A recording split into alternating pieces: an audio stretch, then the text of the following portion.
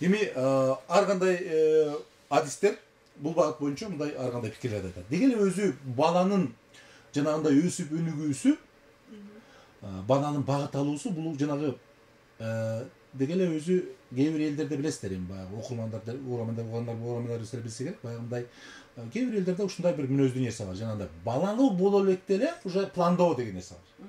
Пландашат. А бирок баланын жанагындай тарбия алуусу, сезе билүүсү бул 5 айдан башталат экен.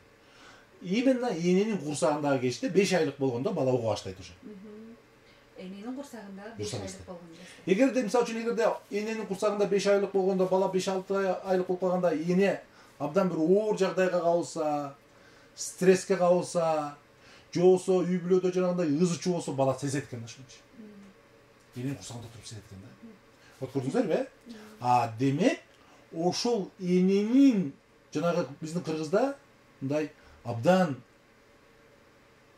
зирек адамдар болгон, үй бүлө болгон. Боюнда бар энелерди коркутпа деп, абдан асырап, жакшы мамиле кылган. Көрдүңүздөрбү? Бул пикир эмес, бул элдик тажрыйба. Мына сиз айтып аткан этно педагогикадан ушул. Демек кандай бир дегенде энеге жагымдуу болсо, балага жагымдуу. Демек бала саламаттыгы чың болуп өсөт. Эненин курсагындагы кезде.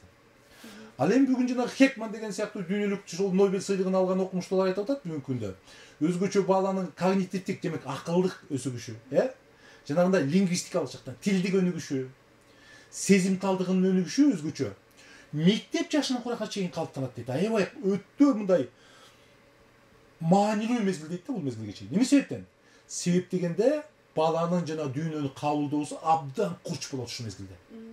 Мектеп жаш курагына чейин.